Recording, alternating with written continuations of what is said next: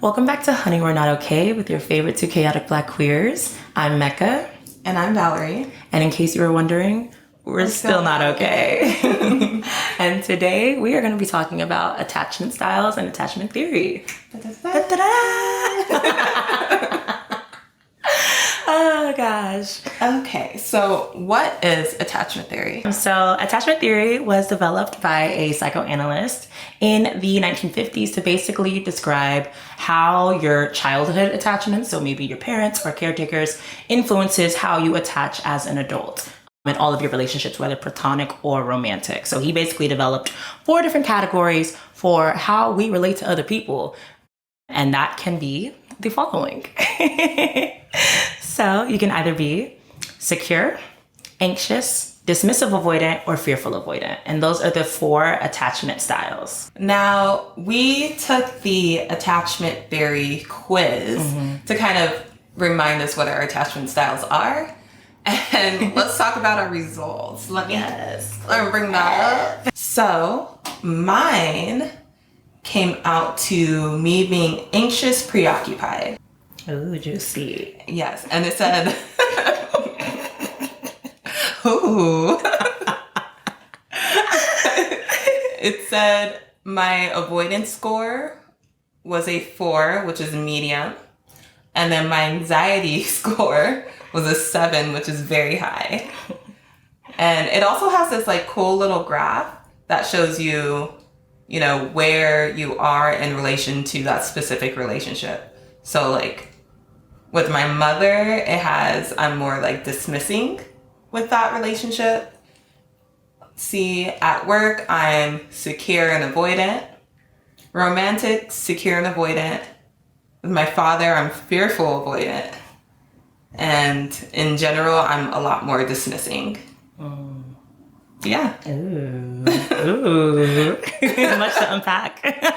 Hey, we don't have to unpack all of it. We'll unpack those later. Yeah. And my overall general result was fearful avoidant / disorganized. They're kind of, you can interchange the terms. And I had high anxiety, so that was at a 5.3, and medium avoidance, shockingly. That was only at 4.8. So nothing, it's crazy on the avoidant part, but definitely, interestingly, a bit more my anxious era right now, which is very, very interesting. So I was kind of shook up by that. So for the different categories in the same graph that Val mentioned, I fell into a couple different categories. It was real spread out. But with my mother, I am more like secure than anything, which... You said... Which is beautiful. That's a testament to a lot of work that we have done, I think. Yeah, right? That's grown. It's grown. Yeah, really, really a lot of growth. And I also rank secure at work, which, once again... your girl has clearly therapy has worked a little bit because I got 2 categories insecure. I can see that. Yeah. Yeah, the way you speak about your interactions with your coworkers doesn't seem like you avoid them completely, and you also don't care enough to be anxious about it. So. Yeah. And it's interesting because I feel like I made that a conscious switch this year with this job, and this is my longest continuous job because normally I hop around. But with these people, I was just like, we're all Gen Z. We all kind of have the same idea of things. I'm going to just try to open up to them a little bit more. And so it's crazy that the same year that I decide to do that is the same year that I get secure attached at work. It's kind of crazy. So very grateful. Intentional, yes. Mm-hmm. And another category I had was romantically, I actually ranked more preoccupied. So we can dive into that later, but very interesting as well. And then for the final one with my dad, it's more dismissive avoidant. So we got a good little mixture of some things with my results. Yeah. Okay. See, I like that. Mm-hmm. It's fun to have a little mix. It is. Nobody's 100% anything. Right? Who's just secure. Exactly. Boring. So funny. So the graph I did was not mine. That makes sense. Rewind. It wasn't my graph. Okay. I'm going to redo it. Yeah.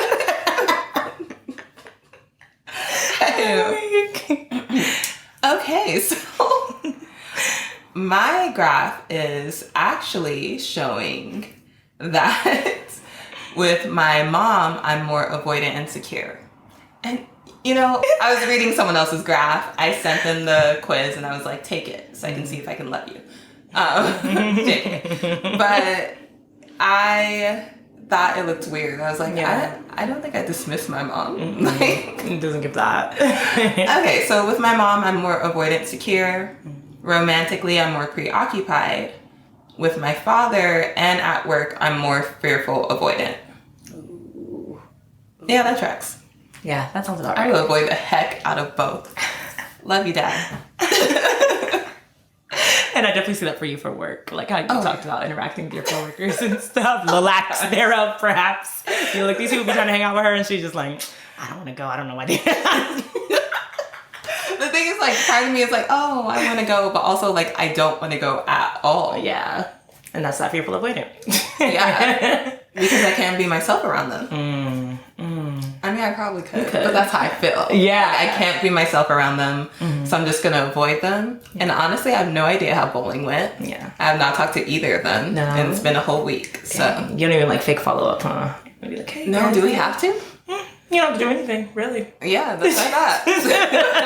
I have no idea how any of my coworkers are doing at any given time. But yeah. Love that. Iconic, because it's a job, you know? That's the thing. It's a like, job is a job. It's slave work. It you know? is. So I don't want to pretend to be happy in my slave job. Okay, sorry.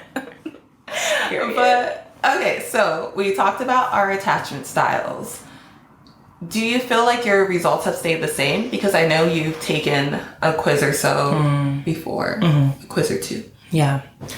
I think that it's been mostly in the avoidant category. I had one-off with like my therapist where I actually got secure, period. And we both were like, whoa, how did that happen? Yeah, so that was interesting because I was also in my more open relationship. So don't know if that was a fluke, if I just felt super secure, because these tests, you know, anything, it's kind of like, it's based on so many things. It's based on the day you're taking it. It's based on like how you're feeling in that particular era, whatever.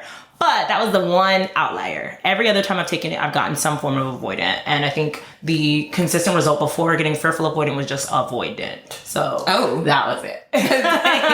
So I've gotten, I don't know if it's, there's no better or worse because none of them are like good or bad, but it shifted to including levels of anxiety when before it was just avoidance. Like, Okay. That makes me want to ask, what do you think changed in your life to where you're more anxious? Especially, I think for you, you're preoccupied romantically.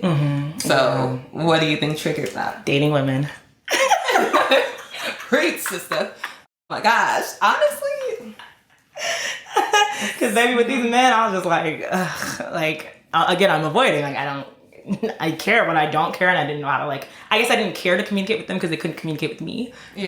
But with women, I think, like, since coming out and dating women, it's the anxiety has been there because I was like, oh, I have such a deep connection with this person and we can match each other and there's more emotional intelligence. Yeah. So now I'm like it's a little more, my nervous system's just like, oh wait, you can actually see me. There's no BS here. Like we can match each other's BS if anything, but I don't have like a, you know, we're equal. And it's just, it caused anxiety for me. Like the depth of the connection and also like, I think in general, navigating women, it's a completely different emotional situation for me. So I think that's where it kind of stemmed from.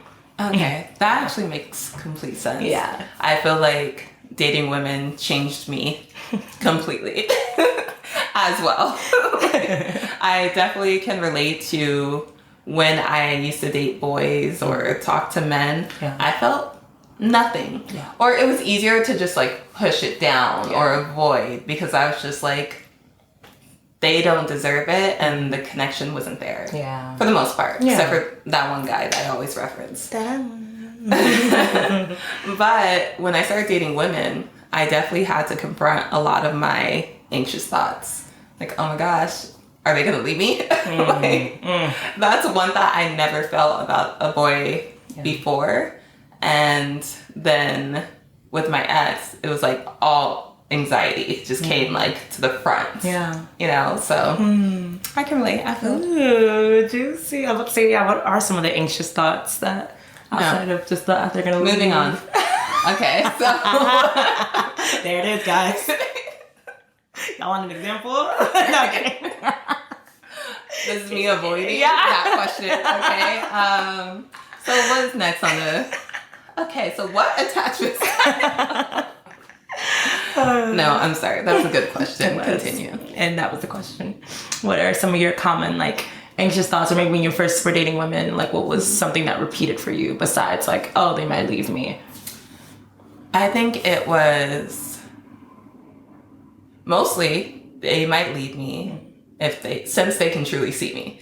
Because like you said, it's harder to hide with women. For sure. And I think that's mainly because they want to truly see you. Yeah. But because you're so exposed, that made me feel like, okay, they might leave me. And then also, am I doing enough for them? Oh, that's a good one. I never thought about that with boys. That's a good one. Or men. I never thought about that at all. Yeah. And then I realized how important it was to do something for the people or the partners that you care about. Amen. And honestly, I've only been in one serious relationship, but even when dating like boys and men compared to dating women, night and day. Yeah. I was like, oh my gosh, let me make sure they're okay. Oh my gosh, let me do something. Wait, how do I make them happy? So real. So yeah, those are the things or the anxious thoughts I had. Yeah, I think those make a lot of sense, especially not having like a ton of experience in a long-term relationship with a woman. It's like, okay, yeah, like I actually care about how. Not that you didn't obviously with men, but it's just a different level of like, care and consideration almost. Exactly. With dating women, yeah. But it was too much. Too much, extreme. Oh my gosh, don't even get me into it. Yeah, real. But for you, I know your attachment style has changed, but typically, what type of attachment style do you attract in a partner? Ooh, I'm kind of equal opportunity sometimes. I think about my last few relationships. I low-key feel like I draw myself, kind of. Like, I feel like it's been more fearful avoidant, anxious avoidant people over the past, because my most previous one, I definitely feel like had avoidant tendencies and anxious tendencies, like very much a mixture of both. As do I. My girlfriend before that was actually in touch with her emotions, but like expressing them was rough sometimes. So I feel like it was giving avoidant, leaning. Sounds like it. Yeah. So you're saying that she could verbalize what she was feeling? Yeah. But she didn't want to. She was very non-expressive. Yeah, it was not expressed really. So it was literally just like saying like, I'm really stressed or this, that, but it was nothing else. Emoting is not like a necessity sometimes for some people. Yeah, but it felt like suppression. Okay. Yeah, it felt definitely like if you need to let this out in other ways, and she didn't have the opportunity to do that a lot of the times. So overall, and I've had anxious partners. I really do feel like low-key I've had an equal bit of all of them. Yeah, because I would say my first girlfriend was maybe more anxious than avoidant, because she was very willing to like have conversations and introduce me to check-ins and did a lot of like emotional labor that helped me. Oh. Yeah, so but she like clung on really tight, and that triggered my avoidance. I was like, oh, whoa, yeah. whoa. Yeah, like let's slow down. So I've had low-key a mixture of all of them at equal parts. Okay. Yeah. I mean, I can see that, because I feel like I can even see the change. Like, I feel like you come off avoidant, but then you talk to you sometimes and you might have some like anxious tendencies. And I feel like because you're both, that does attract everything. Yeah. Now, I love that you said that your first girlfriend triggered your avoidance, because that's such a thing in the anxious partner, avoidant partner freaking timeline. Oh, yeah. Like, definitely. Especially like for me, my ex was anxious avoidant. That's what I'll call it. And so was I at the time. I thought I was more avoidant. And then we got together and she was hella avoidant and I was anxious as hell. Like the first year of our relationship, it's so embarrassing. I was definitely like, like, what are you doing? Yeah. Love me.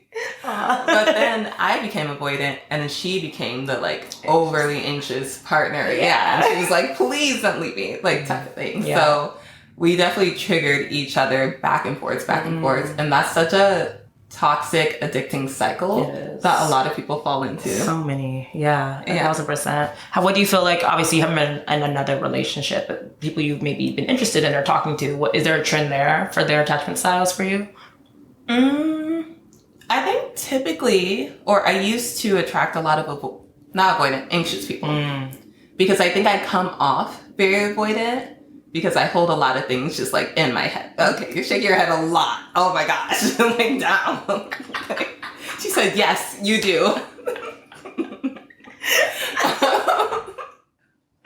But like, yeah.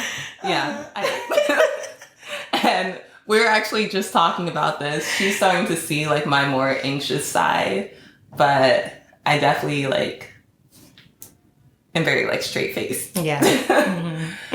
So because of that, I've attracted a lot of anxious people. Yeah. And then they make me even more avoidant. Like I think of Puerto Rican. Oh my gosh. I made her so anxious, like. And the more anxious, the more I was like, I remember I went a whole week without letting her see me at all. And like, I'm not saying that was okay. Yeah. We both could have been better in that situationship, but it was just so much that I had to just like, no, I'm staying in my apartment. You are not allowed to see me. Yeah. But yeah. And now I feel like I attract more avoidant people, which I love and hate. Yeah. Because coming from a partner who was very anxious at the end, you know, I don't think that's for me. Yeah. Like, I'd rather you say, hey, I'm going to need space for 3 days. Yeah. Than like not give me my space. You know? I'm trying, I don't want to lose it. Yeah, that's so real. But what would you say you prefer? Ooh. Between anxious and avoidant. I mean, in an ideal world, secure, but I would mismanage that. So, you know, as long as you know. Yeah, it's like, it's not the time for that. That's amazing, but I would know what to do with that. So with that said, I think I prefer probably anxious. Low key. That is shocking. Tell me more. One, I'm a Leo Venus, so I'd rather you be all up in my face. I feel like anxious people are very ruled by emotion, as are avoidants, low key, but they lead with that. Like anxious people will say, like I need you, I want him. Like they say things. I work better with things being verbalized to a very like I would rather you drill the point home to me than like disappear and I have to put things together. Like I don't like that. It triggers my fearful avoidance. Like I get like, oh my God, like what's going on? I don't know what the problem is. Like I'd rather someone be all up in my face, like, and then I have to push them away rather than they push themselves away. And I'm sorry. No judgment. I definitely can't judge, but continue. Like, I feel like it's annoying, but so is avoidance. And that's the, like, you know, it's the two doubles. Like, I would rather choose someone that is just, like, emotionally on my body than distancing themselves. Because as an avoidant, an ex-avoidant, pure ex-avoidant, I know, like, avoidance remove power. That's what we do. Like, if I go into an avoidant cycle and I check out of a relationship, the relationship's over. You don't give the other person even a chance because you're like, I'm gone. I'm not in this. No matter what you say or do, I've already left the relationship because I avoided it so heavy that it's, and you don't leave anything on the table. Yeah. Anxious people are trying in a very annoying and overwhelming way to like keep things together. Whereas I feel like avoidance are like pulling apart. And so I'd rather have someone that's like, let's try to keep things together and be loud about that than running away, I guess. Okay, I get that. And I feel like I sing the same tune until recently. Because I would always say, I want someone to be obsessed with me. Yeah. And that's pretty much what that is, you know? If they're like, I love you. Yeah. Please don't leave me. Yeah. I need this relationship. I need you. You're my life. Yeah. And that is so overstimulating for me. And I knew that at the time. Yeah. But now I'm like, I know I can't do it. Yeah. I just know. Yeah. But what about an avoidant person that can communicate? Because just because you have this attachment style. Yeah, it is a little more rare. But I'm learning it's possible. But just because you have this attachment style doesn't mean that you can't communicate. Yeah. Like, hey, I feel like shutting down. Yeah. You know, because I'm avoidant. Yeah. But I love you. Yeah. Would you prefer that over anxious? She said no. You need to beg me every day to be around you, kiss my feet, and then cry. Because here's the thing. I feel like you can have that same argument for anxious people. Like, people can be naturally anxious and still, like, I can say, hey, like, I need space to process. Can you not be all up on me? And a healthy communicator that's anxious can also put into account, like, okay, I'm still feeling, because it's about your internal world, really, being anxious or avoidant, right? So if there's like a healthily evolved anxious person or someone that's like on that journey to security, they can also give me the space I need as an avoidant to do my thing. But an avoidant on avoidant, they also could, hypothetically.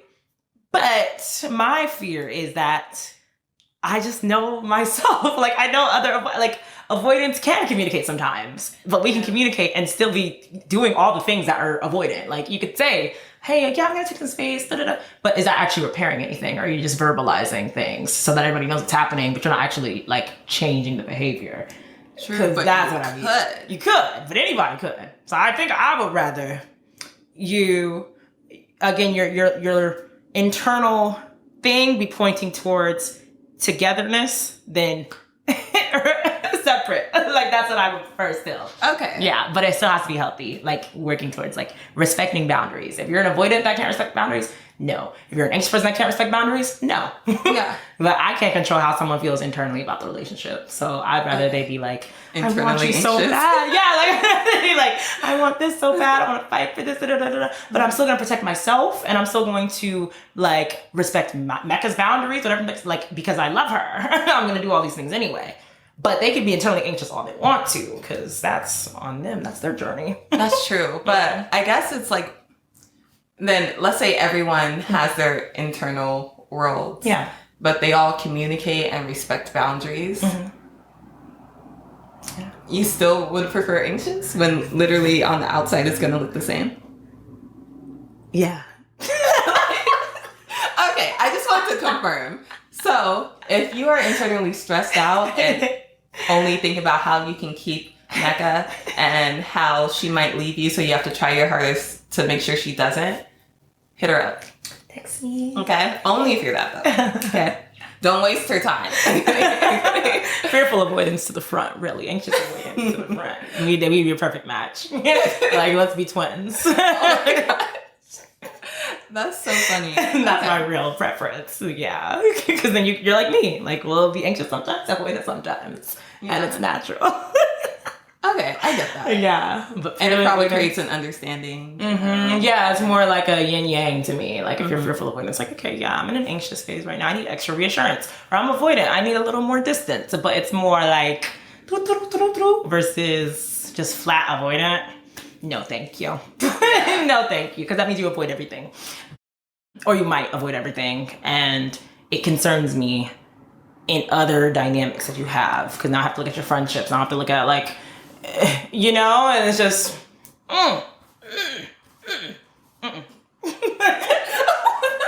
Let's get that on the shirt. Yeah. I need a little anxiety in there, just a little bit. Keep that nervous system rolling, okay? Yeah. Stay activated. Yeah. Yeah. Okay. Interesting take.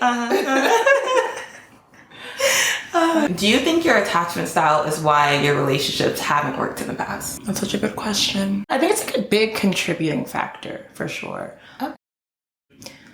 I think it's people not understanding my attachment style, maybe more so, that has been why they don't work. Like not having an actual idea of like what the space looks like if I'm more anxious, like why, like there's no care to learn my attachment style. And I think that is the downfall, because then when I don't feel seen, that's when things start going haywire in a relationship for me. Okay. So I think it's more so, people not taking that time to like understand, adjust, and communicate on attachment styles versus like me just being fearful avoidant. Because I think one thing I'll give myself credit for, and I think the reason I was able to move 2 whole categories into secure, is that I'm willing to talk. Like I'm always willing to talk. Like I'm willing to be wrong and talk about that. And like I will sit down and have a conversation. It may take me a little bit. I may have to be pushed into it sometimes, but I'm always willing to have the conversation. So I can't say it's just my attachment style, but I think it is maybe an unwillingness to cope with what it actually looks like, because I think people are drawn to me sometimes because of my attachment style at first. And then when the reality of it shows, like the dark side perhaps, they're like, oh. The anxiety. Yeah, maybe the anxiety or the avoidance, depending on the person, because it's depending on what they lean towards. That's when things go haywire. So it can definitely be, like a big contributing factor, but I don't think it's the whole picture. I think it's more so like, how far are people willing to meet you? And is the attachment style like a part of why it's harder? Yeah. Okay. Yeah. That's a good point. Yeah. And I like that you said that basically how they react. It's how they react to your attachment style. Yeah. You know, because that is a big thing. I think even for me, I think because I come off like I don't care or like I'm avoidant, when I do care, people are like, whoa, what's going on? Yeah, what is this? What? You feel things. But for me, I think it's like made people like me more.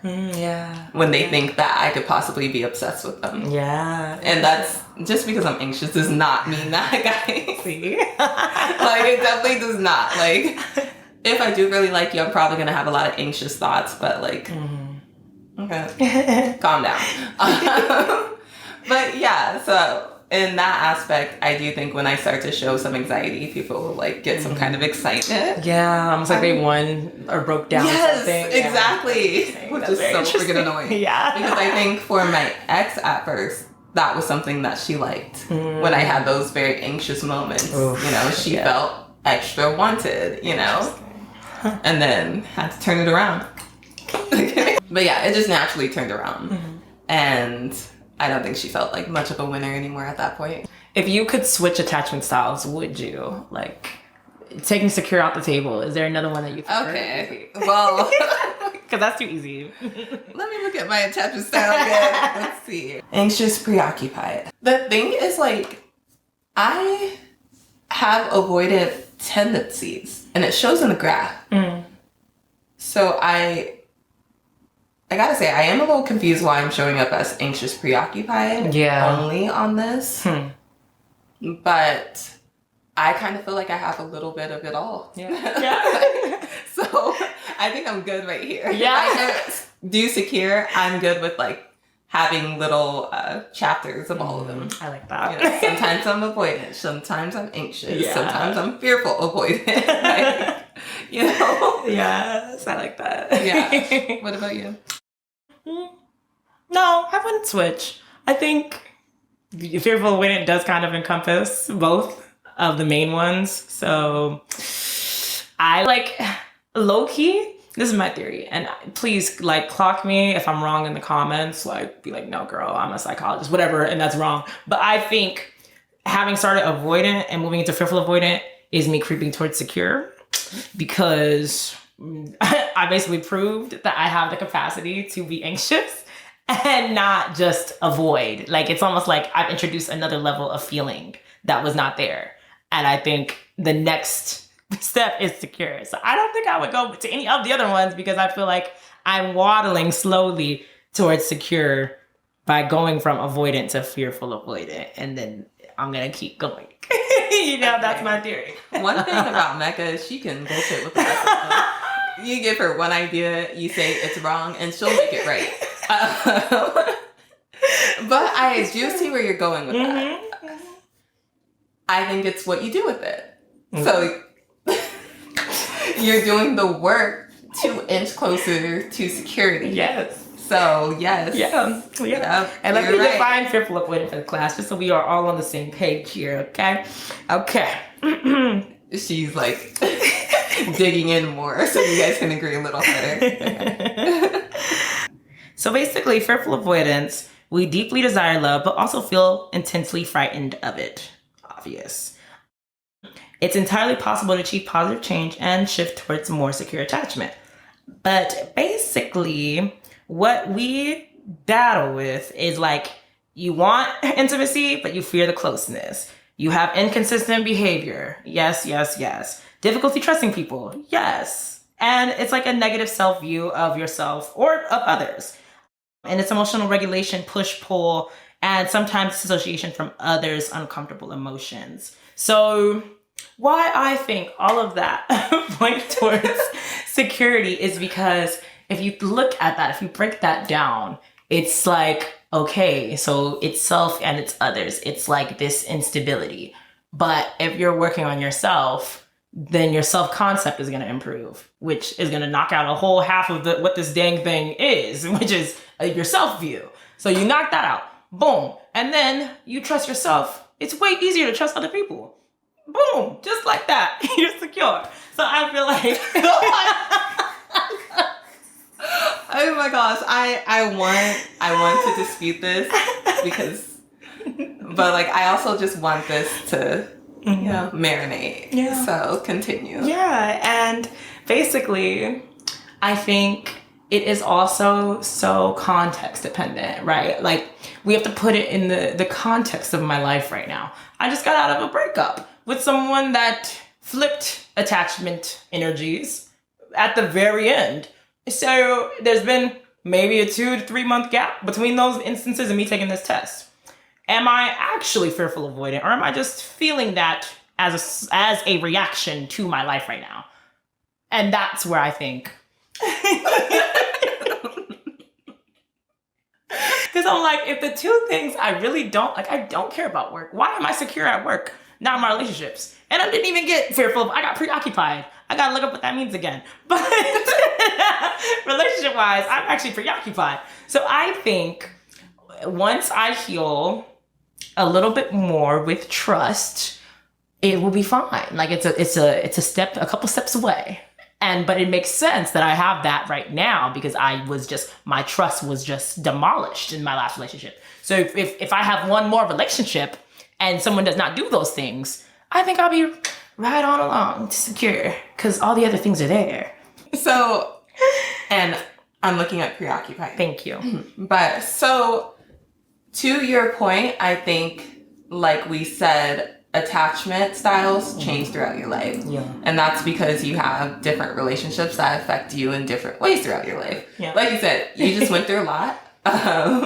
And your last partner was very avoidant at the end, and it probably seemed out of nowhere, which naturally creates a certain amount of anxiety. Right. So now you're a little more anxious with your attachment style. But I'm sure that'll change with work. You don't even technically need a relationship. Nope. But I will say, our friend mentioned how her therapist said that she needed to grow in a relationship when it came to the way she interacts, with people. Yes. Like, you can do so much growing by yourself, but you'll never know how you'll actually act unless you're in proximity to someone. Yep. So I think that's such a good point. Agreed. So you can definitely work on becoming more secure, but to your earlier point, when you get in your next relationship, your attachment style can change again. Yeah, exactly. So TBD, I'm excited to see where I land. For me, the goal is, I want to say the goal is to be secure, but I think the goal is to move in a secure way. Because, like I said, you don't need to have a secure attachment style to communicate and respect boundaries and have a great relationship. Yeah, exactly. So, let me go look at preoccupied. Yeah, that's all I had. Loves it.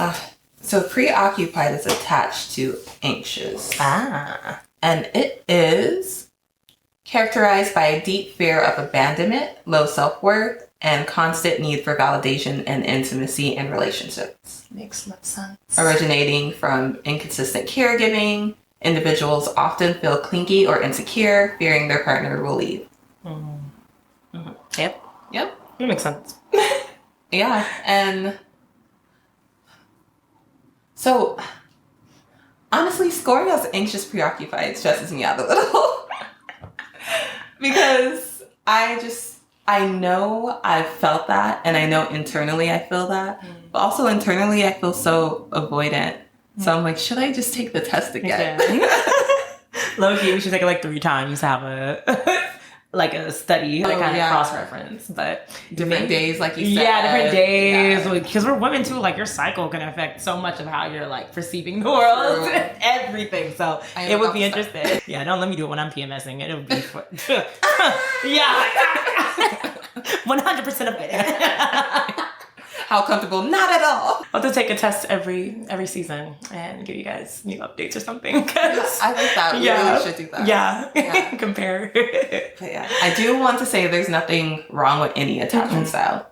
Nope. Like we keep saying, it's just the way that you choose to act is the most important part. So if you let your anxiety, let your avoidance cause you to hurt people, make the wrong moves, not communicate, then that's when it becomes a problem. But if you feel what you're feeling internally and still choose to do the right thing, then I don't think there's anything to worry about, really. Exactly. And I know, as we defined, like this comes from how you related to people in your childhood. So how do you feel like, do you have anything that stands out from your childhood that you think might have influenced your overall like attachment style? Well, my dad was not really in my life. Definitely saw him once every so many years, and he lived in the same state. So yeah, that'll do it.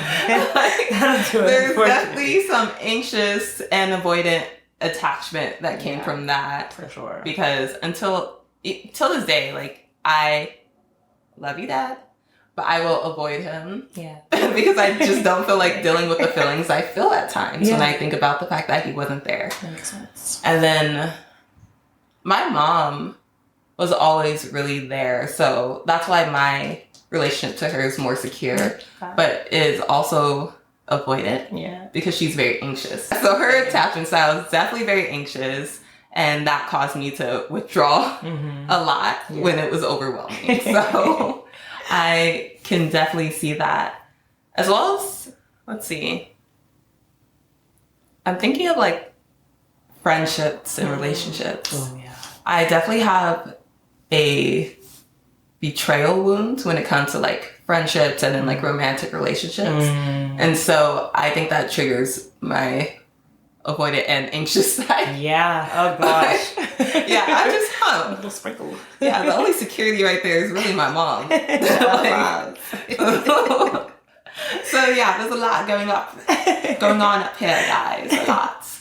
Yeah. How about you? Oh gosh. There's a lot of things for me too. I think one being the oldest is its own thing in itself. I was definitely like a parentified child.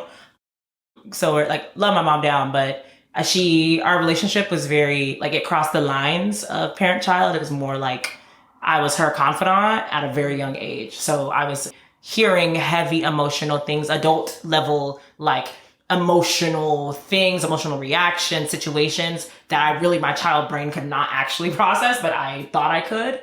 So it was almost this like you're growing up way too quickly type of thing.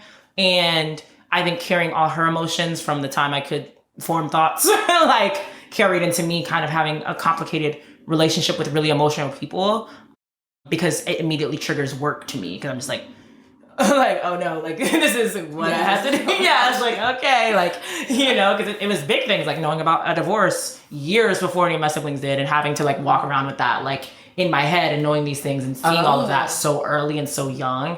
And it just kind of, you don't really get the chance to like be a kid because you're thinking about like, I'm contemplating like, why is my friend living in her car with 4 siblings? Like I had so many heavy like societal things weighing on me that weren't mine, but I was carrying them anyway. And I think that probably triggered most of the avoidant stuff, because I was just like, oh my God, like where do I put this? Like literally, what do I do with all this? Like, I don't know, because I'm a child. Like, so I don't know how to process it. So that, I think, is where a lot of the avoidance came from, and then trickled into friendships too, because it was like the same pattern kind of repeating. So as much as my mom loved like telling me things and confiding in me, I also drew that in people that I like was close to. Maybe I looked for it, I don't know, but it was the same thing. Where it was like, oh Mecca, like I love coming to you for boy advice. Never had a boyfriend. I'd have a girl like at that time, like coming to me like, Mecca, you give such great advice, like da da da da, like constantly being the confidant, which I loved, but also again, it was like I didn't have that. I didn't feel like no one did that for me. So it created this disconnect between like, oh my God, like my role in this life is to hold everyone else's emotions, but what do I do with mine? Where did mine go? What about what do I feel? So that was a big thing. And then also having, my situation is weird because I have 3 parents really. So I have a complete, like a 99% absent father, biological father who would pop in every blue moon to offer a gift, perhaps. Like he bought me a camera once for photography class because he was a photographer and like radio host or whatever. And he's like, oh, you need anything? Like, oh, I can't really see you, but I'll give you some. Here's a camera. Yeah, here's a camera.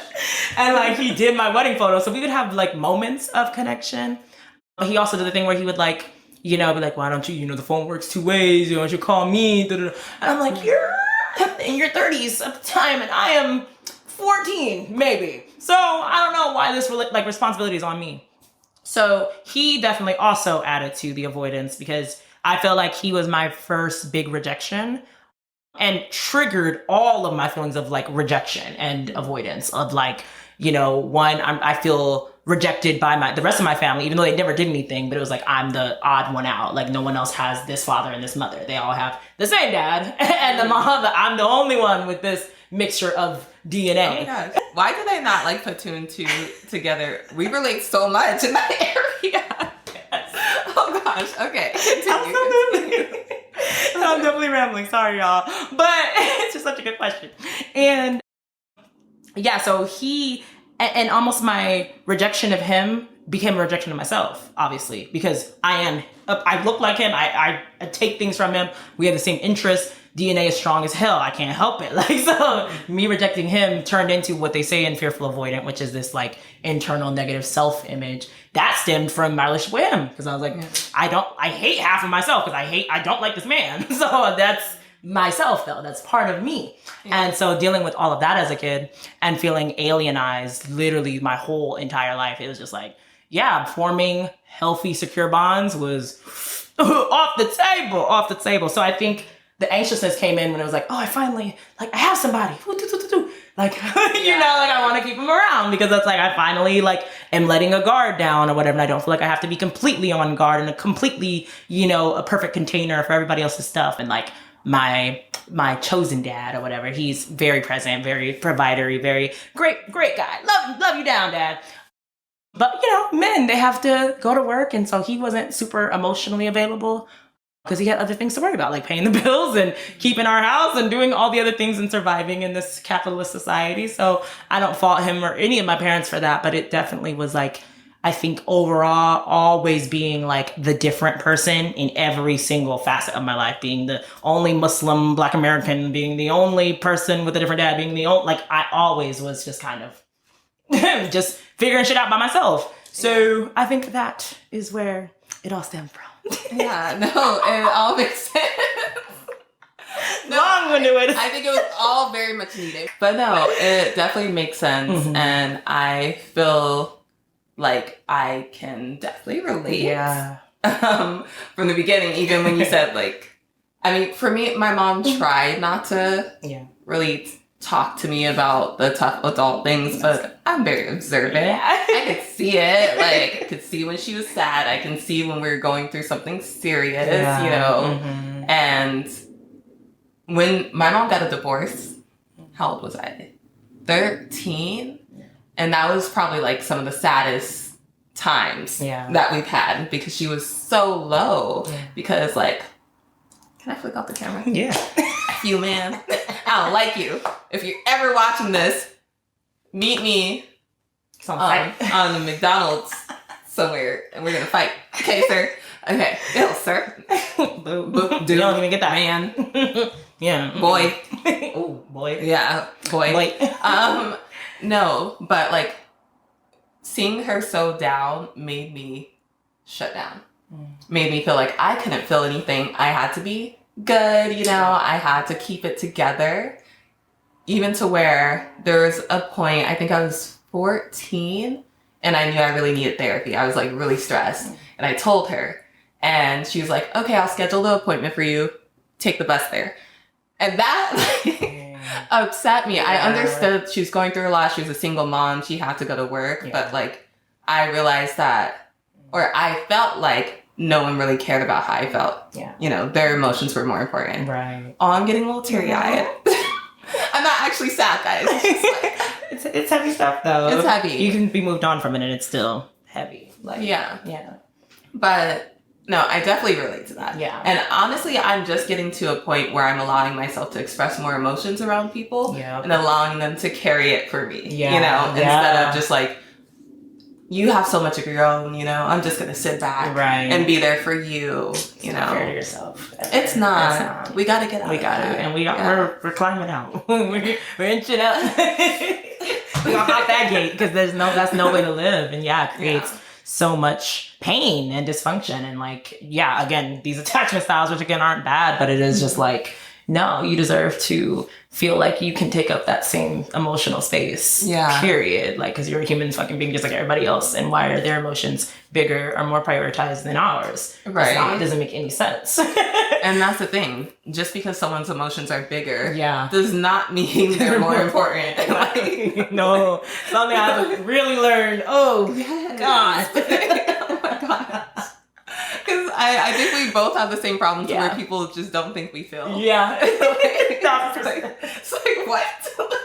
Are we not human? Oh, God. Are you saying we have a personality disorder? Is that what you think? Like, literally, like, what the fuck? Oh, gosh. That's some deep shit. Yeah, that's like, y'all got us today. Yeah. The vulnerability today. So rude. Shoot. I know no one asked us to do this, but our higher selves did. No, that's true. No, it's part of healing. Yeah, getting it out, saying it, feeling it. Yeah.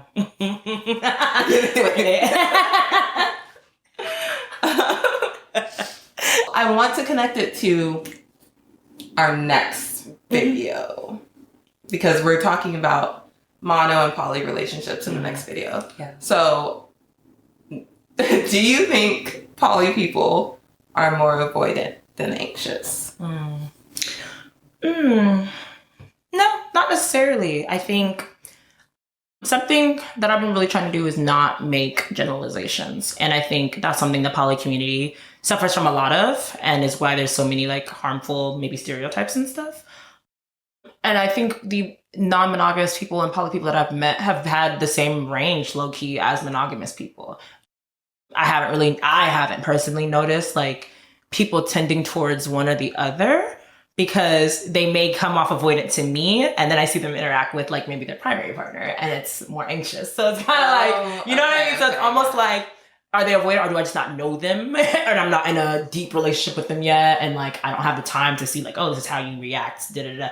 So I have not personally noticed like poly people being inherently more avoidant than anybody else. I think if anything, we're all a little more on the extremes because of dating apps and because of like TikTok and all these like instant gratification things. But I don't think it's an issue like specific to the poly community personally.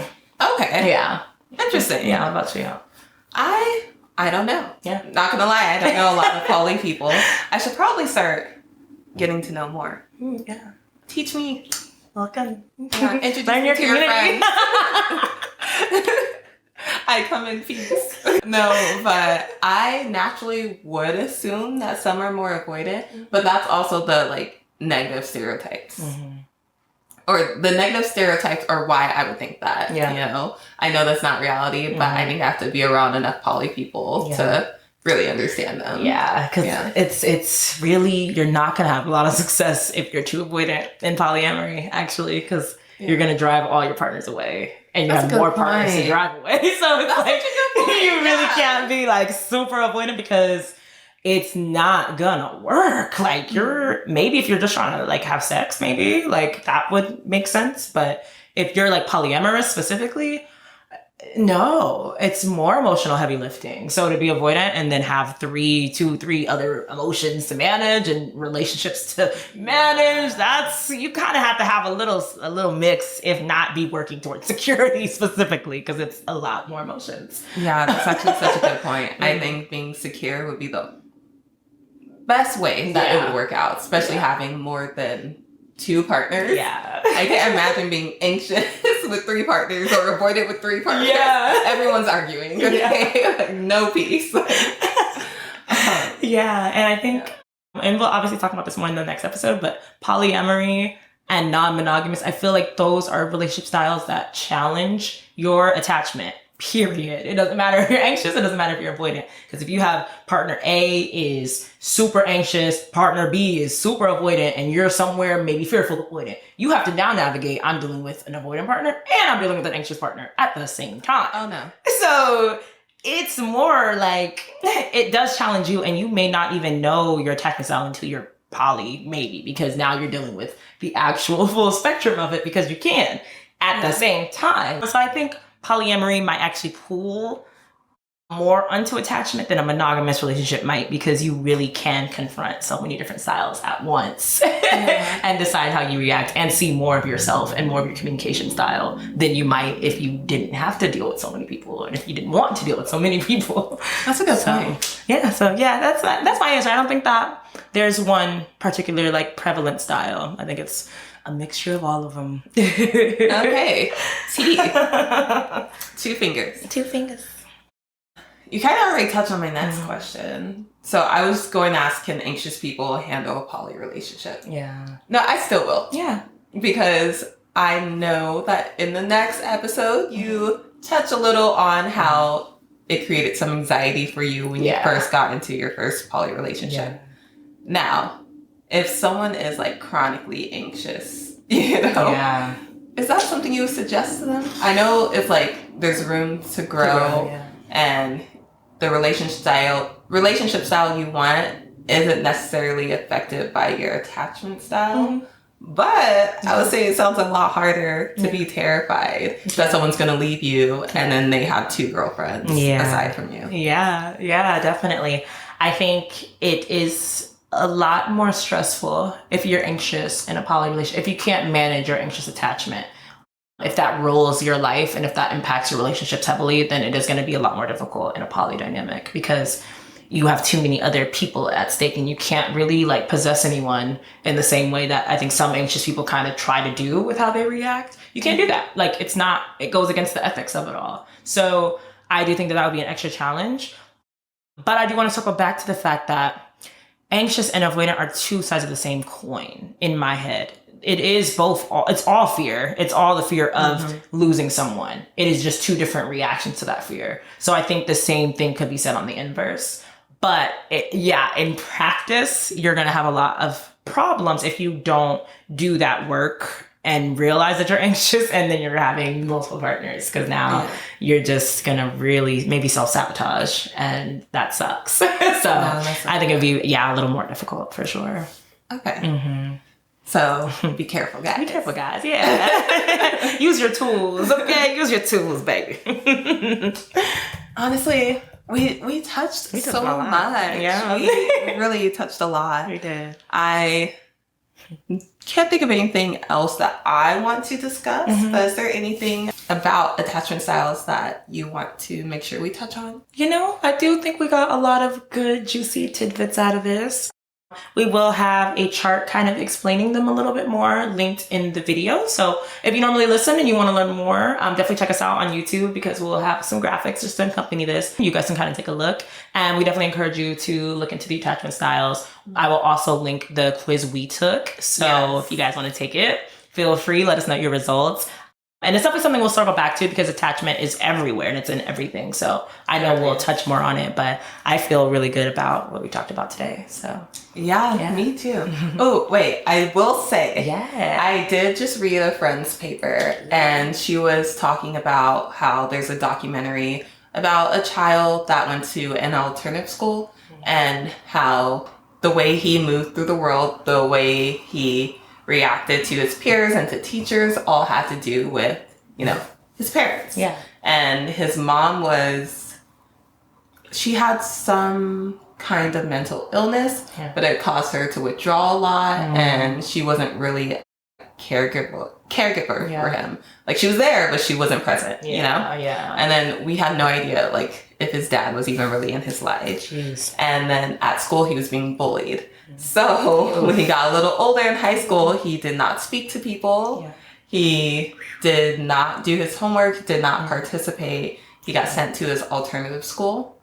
And then I think it was either at that school or he moved schools, and they did the work to, make sure he felt cared for, help him, talk to him, not let him push them away. And he actually started opening up. Yay. And so he became a little more secure. Aww. And I thought that was a very interesting story to read, because it goes to show that your attachment style can change. The way you're raised does not dictate the way you move through the world forever. That part. So I think that's an important thing to think about, Don't let, my attachment style is anxious hold you back from making relationships or making that change. Yeah. It's just to show you where you are. Exactly. That's all it is. It does not mean anything other than that, And everyone can change, even if you're 80. Exactly. As long as you're breathing, as long as blood is flowing, there's always an opportunity to change and do better if that's what you want, if that feels better for you. So yeah, these are literally just ways that we can name a thing, right? Put words to a thing, label a thing, but it's not you. This is not something you have to over-identify with. It is just, like you said, a place to kind of start. And if there's traits that are negatively affecting your life, cool, that's a place where you can start making those improvements. But yeah, I think it's super cool to know. So we do hope you guys really take the quiz and let us know your thoughts. But thank you for checking on us, and don't forget to check in on us next Wednesday. Yeah, thank you guys. Bye.